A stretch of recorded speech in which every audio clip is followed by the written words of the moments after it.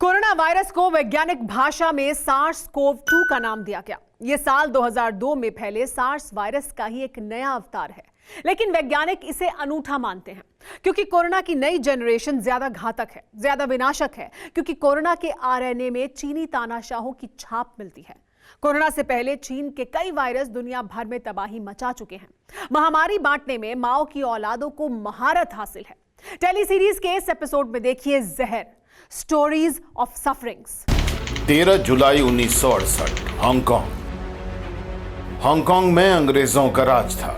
अंग्रेजी फौज के कुछ सिपाही अचानक एक रहस्यमयी बीमारी से मरने लगे। देखते देखते प्रकोप पूरे हांगकांग में फैल गया। एक अनदेखा वायरस लोगों की बेरहमी से जान ले रहा था, जिसके बारे में किसी को कुछ अंदाजा ही नहीं था। ब्रिटिश वैज्ञानिकों ने जब इस वायरस की जानकारी जुटानी शुरू की तो वो दंग रह गए।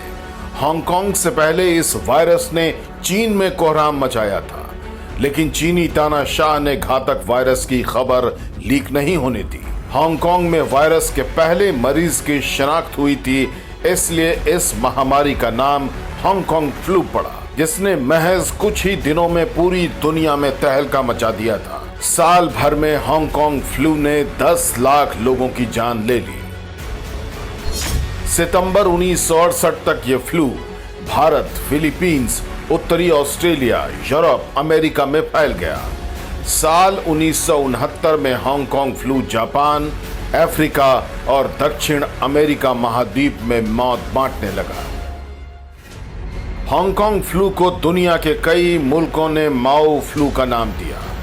यह उस तानाशाह का नाम है जिसके वारिस हैं शी जिनपिंग। जहरीले वायरस की खेती के गुर जिनपिंग ने माओ से सीखे हैं। चाइनीज वायरस फैक्ट्री में इतने घातक वायरस का प्रोडक्शन होता है जो दुनिया दहलाने की ताकत रखते हैं। इनके नाम जानेंगे, लेकिन पहले देखिए चीन से निकले एक और वायरस ने कैसे दुनिया दहला दी।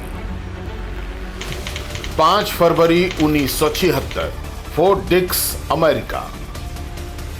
लेबनान में सैन्य ऑपरेशन खत्म कर यूएस आर्मी की टीम लौटी। कुछ महीने गुजरे ही थे कि सेना के कैंप में एक सोल्जर की तबीयत अचानक बिगड़ गई। उसे तेज बुखार आया, फिर मौत हो गई। इस मौत की जांच के बीच सोल्जर के 4 साथी अगले दिन अस्पताल में भर्ती हुए।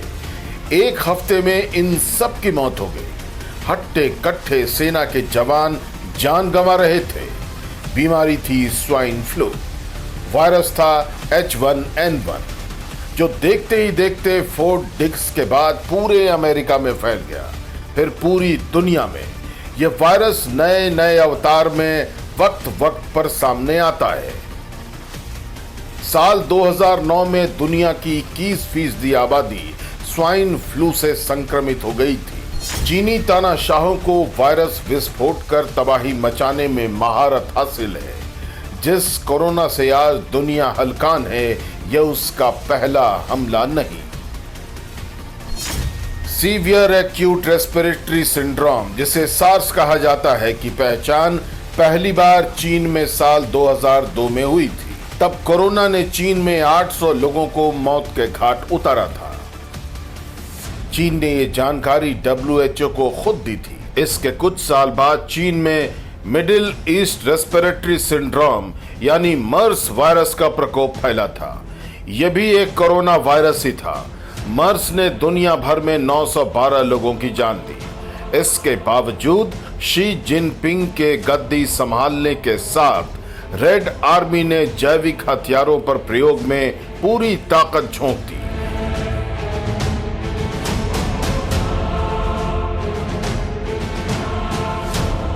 चीन में विषाणु प्रयोगशालाएं शहर शहर खोली गईं। इन्हें P3 लैब नाम दिया गया।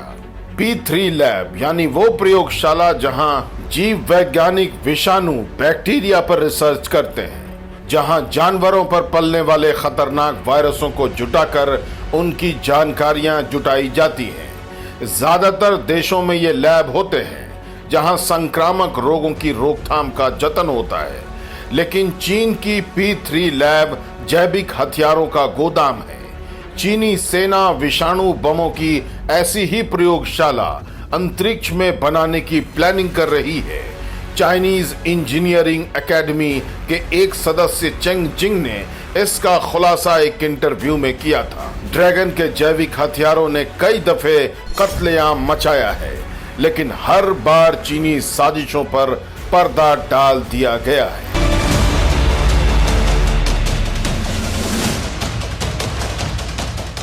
फिक्र आपकी, सोमवार से शुक्रवार रात 9 बजे सिर्फ TV9 भारतवर्ष पर।